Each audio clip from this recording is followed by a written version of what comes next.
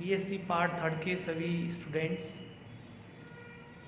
आप सभी को पता है कि क्वांटम मैकेनिक्स की कुछ जो विशेष प्रॉब्लम्स हैं उनको आजकल आप और हम पढ़ रहे हैं। लास्ट टर्न पर आपको रेक्टेंगुलर पोटेंशियल बैरियर और टनल इफेक्ट के बारे में बताया था, समझाया था, और उसमें पारगमन कोफिशिएंट और परावर्तन कोफिशिएंट के मान निकाले थे। उसके जैसी सिमिलर सिस्टर प्रॉब्लम एक और है जिसको अपन ले, जिसका नाम है स्क्वायर वेल, विभव कूप। कूप माने सामान्य भाषा में बोलेंगे तो कुआं, वेल जो पानी वाला कुआं होता है वैसे। तो आप ये देख पाते हैं कि जैसे कुआं होता है, जैसे आप गांव में रहते हैं, शहर में रहते हैं, तो आप देखते हो कि गांव में आप चल रहे हैं पैदल पैदल और कुआं है, कुएं की आप देखते हो गहराई होती है। गहराई को जैसे आप क्रॉस करते हो के अराउंड क्रॉस करते हो तो समतल इधर चारों तरफ समतल होता है, यानी समतल, और कुआं कहाँ पर होता है, नीचे। तो कुएं में आपने सभी को देखा है कि अगर कोई चीज़ गिर जाएगी तो बंद हो जाएगी, बाउंड हो जाएगी और उसमें फंस जाएगी और वो स्वतः गति नहीं कर सकती। बाहर आने के लिए, उसको निकालने के लिए, उसको समतल पर लाने के लिए आपको ऊर्जा की आवश्यकता होगी। जैसे कोई भी मेंढक कुएं में गिर जाता है तो वो उसको सतह पर आना है, ऊपर कुएं की सतह से बाहर आना है, तो आपको पता है कि स्वतः वो इतनी एनर्जी उसमें खुद में है कि वो जंप कर कर जो बाइंडिंग एनर्जी है, जो बंधन ऊर्जा है, जो उसकी बॉटम और जो अपर लेवल है, दोनों के लेवल के बराबर अगर ऊर्जा रखता है वो, उसकी एनर्जी है, तो खुद उसको ऊर्जा से अपने ऊपर जंप करके आ सकता है। अदरवाइज उसको अगर बाहर निकालना है, समतल पर लाना है, स्वतंत्र रूप से लाना है उसको, तो आपको बाल्टी डालकर और खींचोगे, फोर्स लगाओगे, एनर्जी दोगे, तब वो बाहर आ जाएगा, फ्री हो जाएगा। तो इस तरीके का पोटेंशियल बैल है, कुआं है। कुएं की जो दीवारें होती हैं, वो जो दीवारें हैं वो आप मीटर सेंटीमीटर में होती हैं, फीट में होती हैं।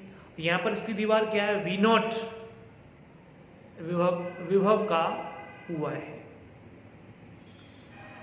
और उसमें जैसे पानी नीचे भरा हुआ है वैसे ही बद्ध है, यानी बद्ध पोजीशन होती है, बाउंड होती है। तो एक कण बाईं ओर से आ रहा है और उससे कुएं को क्रॉस करता है। जैसे कुएं के क्षेत्र में आएगा तो उसमें फंस जाएगा, नीचे चला जाएगा, और उसको उस तरफ जाना है तो कैसे जाएगा, यानी उसको 3 क्षेत्रों में अपन बांट के देखेंगे। फर्स्ट क्षेत्र समतल वाला बाईं तरफ, कुएं वाला क्षेत्र सेकंड क्षेत्र, और कुएं के दाईं तरफ वाला क्षेत्र थर्ड क्षेत्र। अगर रेखीय स्थिति माने हो तो इस तरीके से। और इसमें अपन ये निकालेंगे कि कोई कण इसमें फंस जाएगा अथवा इसमें ट्रांसमिट होकर उस तरफ चला जाएगा, यानी उसका C/A का मान कितना है, कैपिटल T का मान कितना आता है। जब आपतित कण की ऊर्जा का मान कम हो, ज़्यादा हो, इस तरीके से विभिन्न स्थितियों में अपन इसमें परावर्तन गुणांक की बजाय ट्रांसमिशन कोफिशिएंट कैपिटल T का मान ज्ञात करेंगे। क्लियर? आए मेरे साथ।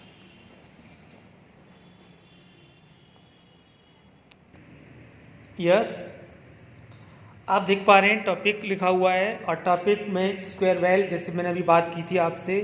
ये जो चित्र है, सबसे पहले आप ये चित्र बनाएंगे। ये देखिए आप, ये एक्स अक्ष है, ये वाई अक्ष है, और ये इसका मूल बिंदु है। क्लियर? ये जो 0 और A के बीच का क्षेत्र में ये जो चीज़ है, इसको बोलेंगे कुआं, पोटेंशियल कुआं, विभव कूप।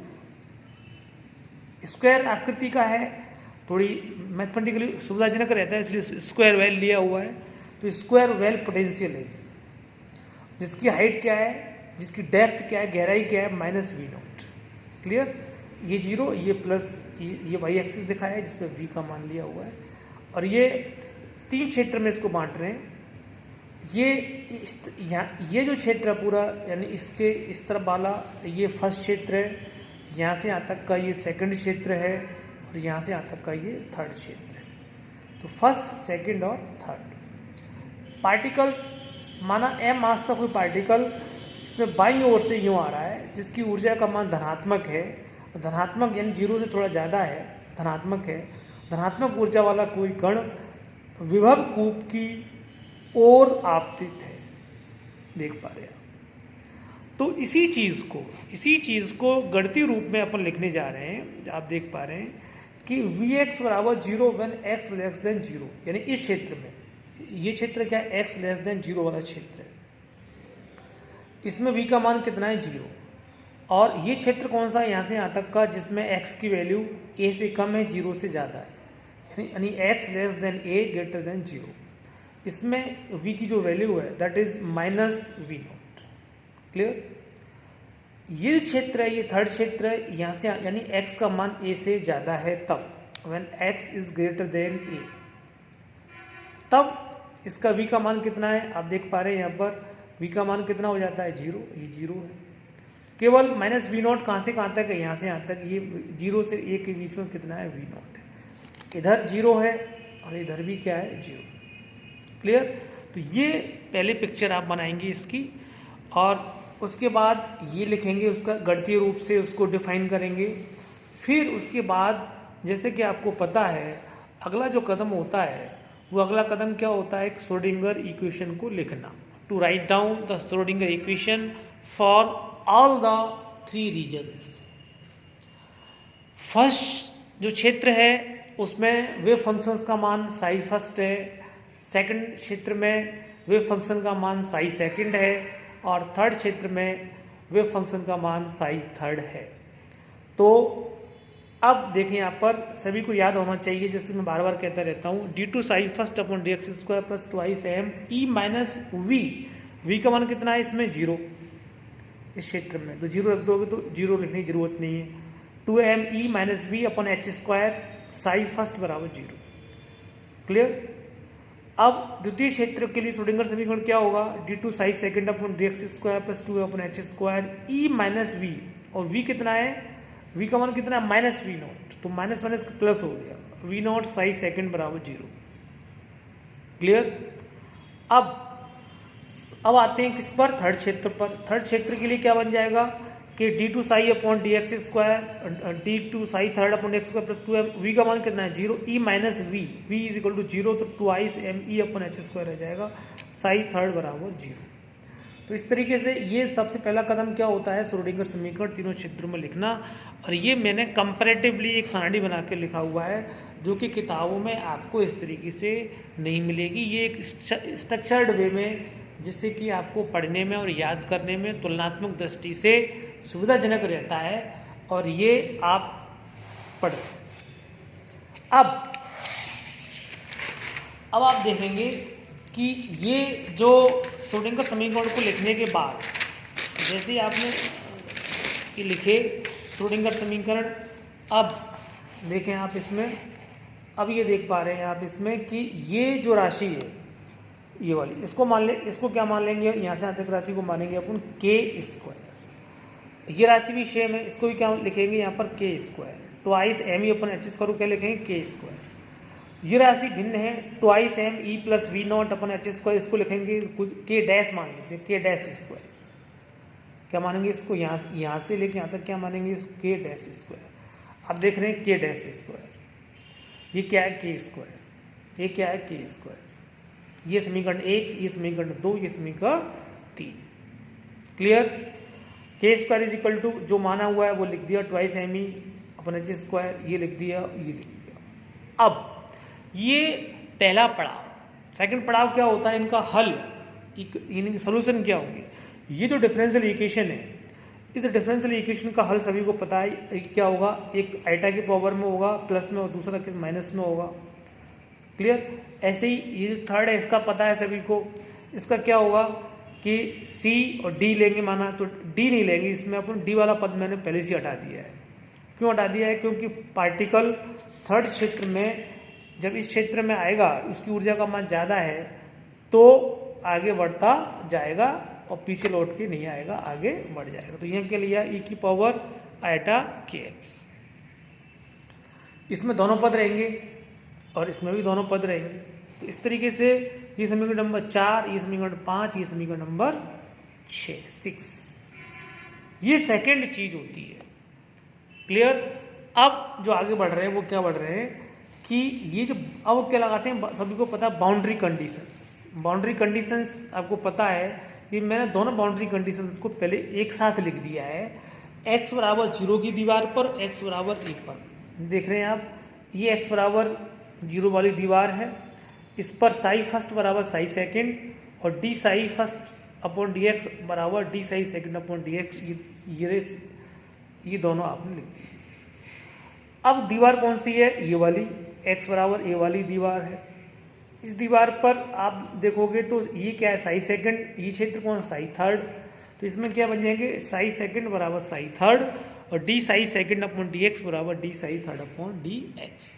इस तरीके से ये दो बाउंड्री कंडीशन, जैसे कि आपने देखा था कि स्क्वायर जब पढ़ रहे थे अपन कि रेक्टेंगुलर पोटेंशियल बैरियर, उसमें भी ये इस्तेमाल की गई थी और यहाँ भी ये इस्तेमाल की गई। अब पहली वाली जो बाउंड्री कंडीशन है, x बराबर 0 पर ये दोनों बराबर होंगे, इसको इन दोनों समीकरणों में लगाते हैं, साई फर्स्ट और साई सेकंड वाले। देखते हैं।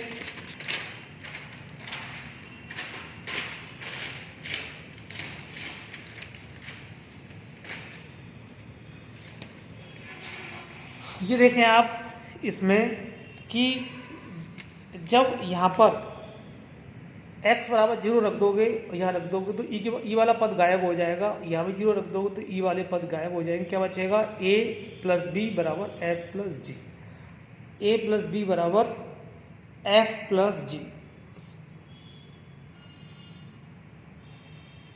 साई फर्स्ट, तो ये जो मान बचेगा यहाँ पर वो अपन यहाँ पर निकालने जा रहे हैं। तो ये जो मान आएगा उस मान की वैल्यू को अपन यहाँ रखने जा रहे हैं। इसको f ले लेंगे, f,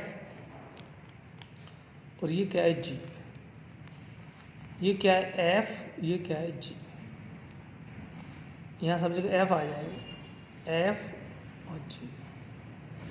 यहाँ क्या आ जाएगा f, ये क्या आ जाएगा f, ये क्या आ जाएगा g, ये क्या आ जाएगा g।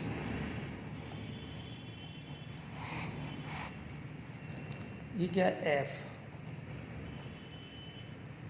ये भी क्या है f। क्लियर। तो a प्लस बी बराबर क्या आ गया, f प्लस जी। अब क्या करेंगे, अवकलन करेंगे। इसका अवकलन करेंगे तो क्या आएगा, अवकलन d psi first upon d x, eta के यहाँ से आ जाएगा, यहाँ से माइनस आइटा के आएगा तो माइनस आएगा, आइटा के बाहर ले लो ए माइनस बी, यानी आइटा के ए माइनस बी। इसमें से आइटा के बाहर आएगा, आइटा के बाहर आएगा और ई की पावर 0 रख देंगे बाद में, तो आइटा के डैश कॉमन लेने के बाद ये f minus g. Clear. So eta eta में बी कैंसिल्ड एंड के को आप यहाँ भाग लगा देंगे, तो this is what a minus b equals to k dash upon k f minus g. ये इक्वेशन नंबर क्या हो गया, 8। क्लियर। अब आपके पास दो इक्वेशन हो गए, समीकरण इक्वेशन 7 एंड इक्वेशन 8। सिंपल, दोनों को जोड़ोगे तो b से भी कट जाएगा, 2a का मान आ जाएगा। बहुत सिंपल है, f कॉमन ले लोगे आप यहाँ से तो ये बचेगा।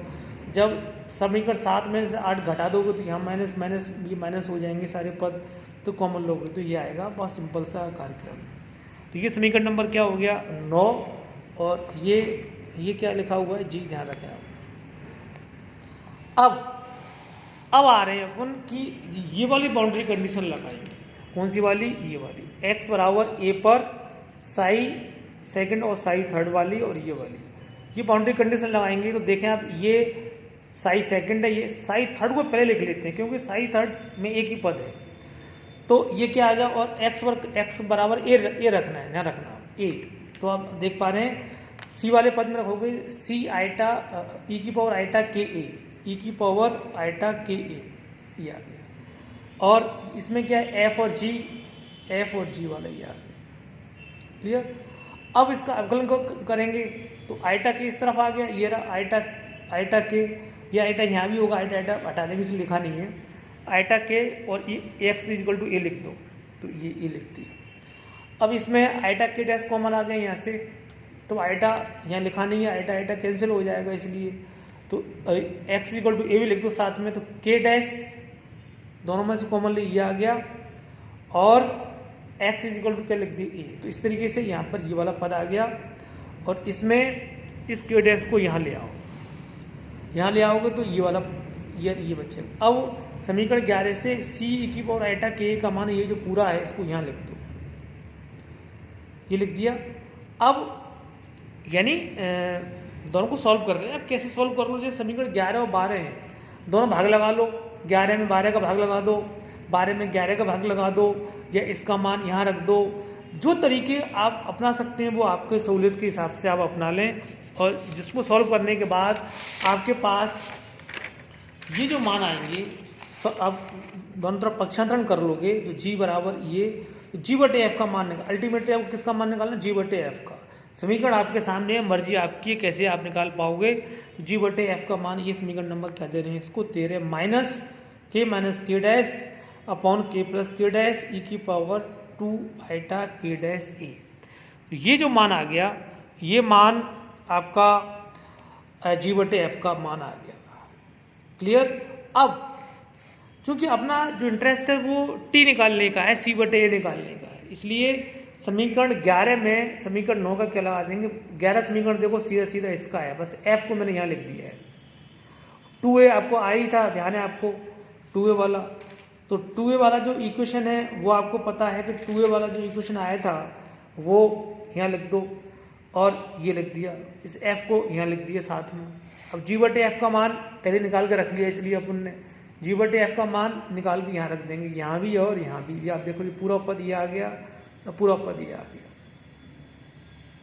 क्लियर। तो सी/ए का मान ये आ गया, और देखो 2 को यहाँ ले आए और ई की पावर आइटा के को पूरे में माइनस आइटा के साथ में गुणा कर दिया। अब ई की पावर माइनस आइटा के का इसमें गुणा करेंगे तो 1 आ जाएगा, ई की पावर ट्वाइस आइटा के डैश ए का इसमें गुणा करेंगे पहले अंदर ही अंदर, तो प्लस में बन जाएगा, प्लस में बनने के बाद इसका गुणा करेंगे तो माइनस प्लस ई की पावर वाला पद समाप्त हो जाएगा। तो और क्या आएगा, ये चिन्ह माइनस का यहाँ आ जाएगा, और के प्लस के डैश को एलसीएम लोगे आप, तो के प्लस एलसीएम यहाँ मतलब ऊपर की चीज़ पहले ये देख लिया, इसमें यहाँ पर के एलसीएम ले लिया आपने, यहाँ के एलसीएम आ गया, जी/एफ का मान रख दिया, इस के को एलसीएम के बाद ऊपर ले जाएंगे अभी, और के प्लस के डैश का एलसीएम लेंगे नीचे से, तो इसका इसमें पूरे में होल वर्ग हो जाएगा, के माइनस के डैश का इसमें होल वर्ग हो जाएगा, माइनस का क्या आ जाएगा चिन्ह, वो भी आपके सामने इस तरीके से आप देख पा रहे हो। ये जो चिन्ह है आप देख पा रहे हो, ये के प्लस के डैश का होल स्क्वायर बचा, माइनस के डैश का ये बचा, और ऊपर वाले ई की पद सब गायब हो गए थे, और ये यहाँ तक अपना आ गए। क्लियर। अब के से के कट गया, ऊपर क्या बचा, 2 के डैश। अब इसमें से क्या कर रहे हैं यहाँ से कि इसे खोलेंगे आप, के प्लस के डैश के वर्ग को खोलेंगे और इसे खोलेंगे होल स्क्वायर को, तो के स्क्वायर प्लस के डैश स्क्वायर दोनों में कॉमन आएगा, वो आपने ले लिया, और 1 माइनस के साथ में ये आ जाएगा। इसे खोलोगे तो क्या आएगा, 2 के डैश, इसे खोलोगे तो क्या आएगा, माइनस 2 के डैश, इस माइनस से प्लस हो जाएगा, तो 2 के डैश कॉमन लोगे तो ई की पावर 1 प्लस ई की पावर ट्वाइस आइटा के में ये आएगा। इस तरीके से ये वाला पद आ गया। अब इसको थोड़ा सॉल्व कर लें अपन। सॉल्व कैसे कर रहे हैं कि इसमें ई की पावर माइनस आइटा के गुणा ऊपर कर दिया अपनी तरफ से, और यहाँ एक में कर दो, यानी इस पद में कर दो पूरे में, तो यहाँ कर दो, तो यहाँ गुणा कर दिया, यहाँ गुणा करोगे तो आइटा के बचेगी, यहाँ गुणा कर दो माइनस में, यहाँ गुणा कर दो ई की पावर माइनस आइटा के का, ये हो गया, और साथ में क्या करोगे, 2 आइटा का यहाँ पर भाग लगा दो, ये लगा दिया, ये 2 आइटा, ये यहाँ भी, और ये 2 आइटा का कॉमन बाहर, ये बाहर पड़ा हुआ है।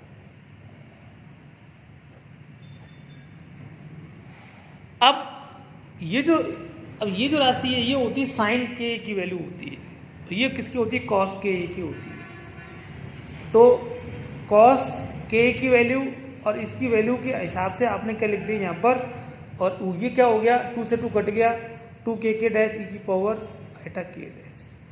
तो यहाँ तक आपके पास ये वैल्यू आ गई, इसको आप ध्यान रखेंगे। कल इसको ध्यान रखते हुए आगे बढ़ेंगे, तब तक आप इसको पढ़ें, अच्छी तरीके से याद करें।